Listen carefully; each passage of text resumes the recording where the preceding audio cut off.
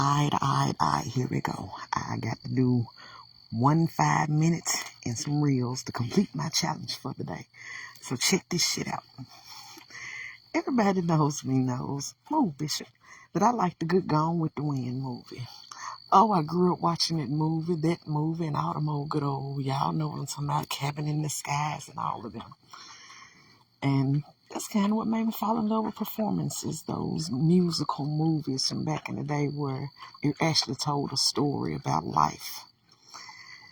When you get past the point of lifting your veil and understanding that art imitates life and you know what you're looking at, I was in there before I brought him out trying to look for something for ambient noise because I need to finish some documents for work. Laptop showed his ass, so I went on, ate dinner and fucked with that lady's son for a while. And the thing popped up on TV, asked me, this AI shit's so creepy. We're going to talk about that in another video. Asked me, you want to watch Gone with the Wind? I said, shit, well, sure, why not? And they come in with the little opening music, but because I hadn't watched it already and walked off from it, it asked me to want to start from the beginning of where I had left off at. So I went on, started from the middle, because that fucking movie is damn near 4 hours long. I'm just playing for noise. Ain't like I'm looking at it. But I was getting my little desk stuff together and whatever. And a scene popped up. 2 scenes triggered the shit out of me, and it fucked me up to where I'm still shaking. Damn, art does imitate life. When they was getting ready to go to that party, Mammy had scarlet ass, and she told her, she said, you eat before you leave home. You don't go over nobody's house. You don't go over nobody's goddamn house, gobbling like a field hand a lady. Y'all can't waste and tell how lady is by the way she eat. So she made that bitch eat. So she wouldn't go over there acting like she wouldn't have no home training. And I thought about how I went to a restaurant to get me something to eat a couple of days ago.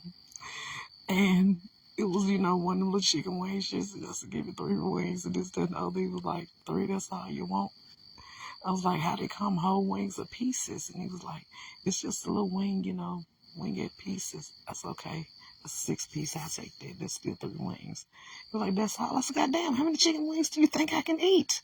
He said, I don't know, usually these hoes come here and get a 20-piece.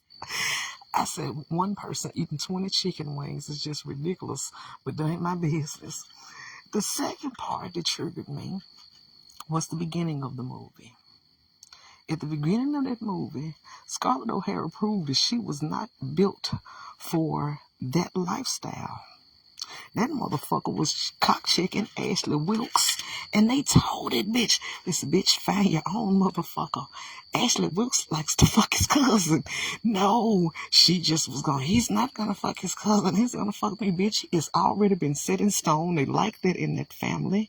They do not allow outsiders. He's going to marry his cousin, and that's the end of that. No. This bitch went all over to his house, schmoozing up to the cousin, trying to get close to him. The whole fucking movie, the bitch got stuck with the damn cousin because the nigga was off somewhere else. I done seen some shit like this play out in real life, people. I swear to God I have. And for tomorrow's Ratchet Story Time, I'm going to tell y'all the real life tragic trap ass Gone with the Wind story that I actually watched play out in real life. But that motherfucker ran behind that cousin damn near the whole fucking movie. Then get to the end and run off with the antiquity version of what would have been a trap nigga. Well, no, he wouldn't have been a trap nigga. He would have been a bossed up nigga because that nigga had money from, wheeling and dealing. So he would have been the plug. Bitch, you supposed to be a high society white gal and you run off with the plug because Red Butler was the nigga of the movie. That's why they treated him like that, because he was a dark-skinned, swarthy. Yeah, they catch the buzzwords. They knew he had some nigga in him. But he had that money and he was running them blockades and all that gold and shit. And, that's the kind, get your little motor running. But Scarlett had spent the whole movie running behind a cousin fucker. And I fucking shook behind it. Now, it's not 5 minutes left. Now, The last thought. Can you bitches get y'all daughters, man? Can you get your daughters?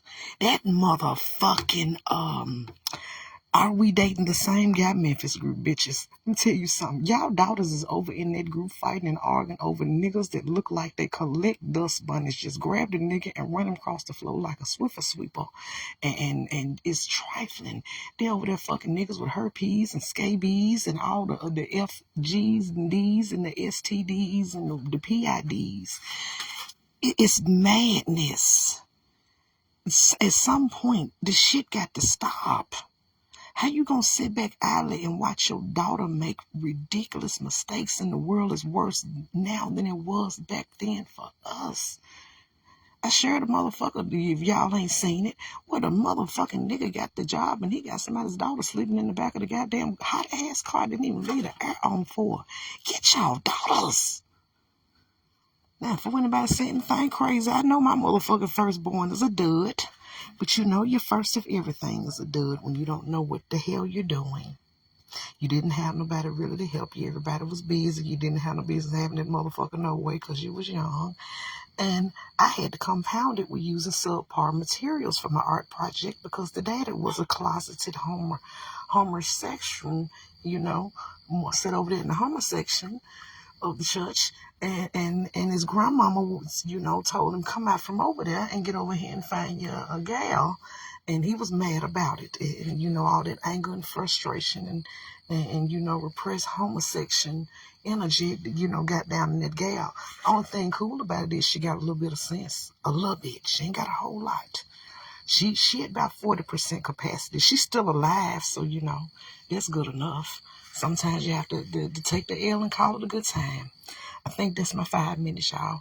I got to go eat my little shit and confer with this lady's son about some stuff and talk to him about a brick oven. And y'all be good. Good night.